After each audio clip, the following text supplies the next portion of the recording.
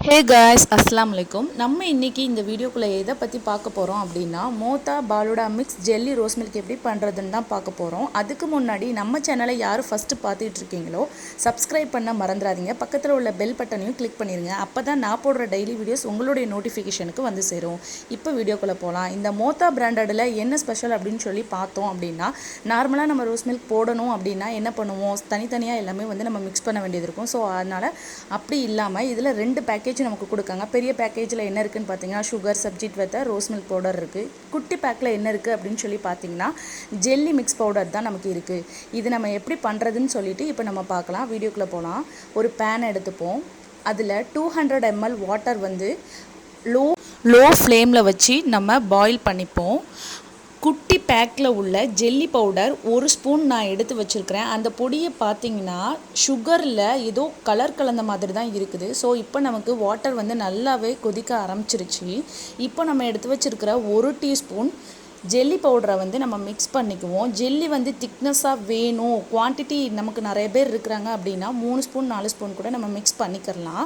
So இதை எப்படி கண்டுபிடிக்கிறது அப்படின்னா, நல்லாவே கெட்டியாக நம்ம எடுக்கும் போது, ஸ்பூனில் எடுக்கும் போது ஒரு மாதிரி இந்த மாதிரி வர ஆரம்பிச்சிரும். இப்போ இதை ஒரு கண்டெய்னர் பாக்ஸ் அல்லது டிஃபன் பாக்ஸ், பிளைட் எதுலையாவது மாற்றி ரூம் டெம்பரேச்சரில் இல்லாட்டினா ஃப்ரிட்ஜில் நம்ம வச்சு எடுத்துப்போம். இப்போது மறுபடியும் ஒரு பேன் வச்சு 1 டம்ளர் பால் ஊற்றிப்போம். 1 டம்ளர் பால் ஊற்றுனதுக்கப்புறம் எந்த டம்ளரில் பால் எடுத்தோமோ அதே டம்ளரில் 2 டம்ளர் நம்ம வாட்டரும் ஆட் பண்ணிக்கிடுவோம். லோ ஃப்ளேம்லேயே வச்சுருவோம். இப்போ பெரிய பேக்கெட்டுக்குள்ளே உள்ள sugar, subject rose milk powder 3 இருக்குது. அதை நான் காமிக்கிறேன் பாருங்கள் உங்களுக்கு. ஆனால் அதில் வந்து நான் பார்க்கும்போது எனக்கு ரோஸ் மில்க் பவுடர் வந்து இருக்கிற மாதிரி தெரில, சுகரும் சப்ஜெக்ட் இருக்கிற மாதிரி தான் தெரியுது.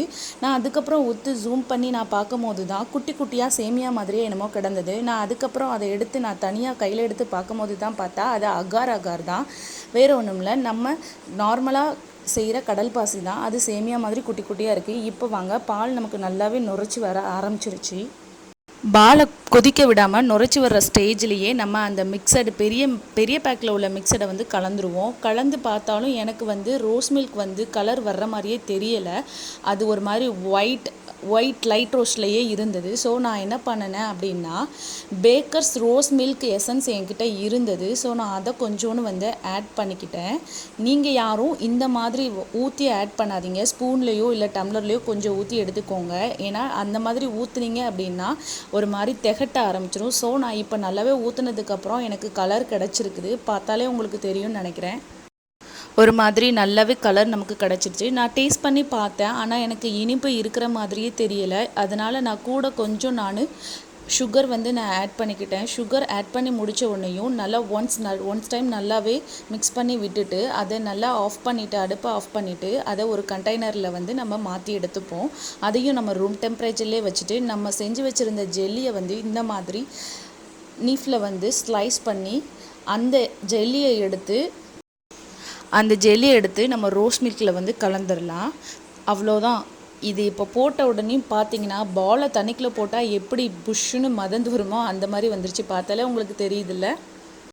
பார்க்கும்போதே ரொம்ப சூப்பராக இருக்குது. எனக்கு என்னமோ அந்த ஜெல்லியை நான் தனியாக சாப்பிட்டு பார்த்தேன், அவ்வளோ ஒன்றும் டேஸ்ட்டு தெரில. அந்த ரோஸ் மில்கோட அந்த சப்ஜெக்ட் விதையோடு சாப்பிடும் போது ரொம்பவே சூப்பராகவே இருந்தது. உங்களுக்கு இந்த வீடியோ பிடிச்சிருந்தது அப்படின்னா சப்ஸ்கிரைப் பண்ணிடுங்க, லைக் பண்ணிடுங்க, ஷேர் பண்ணிடுங்க.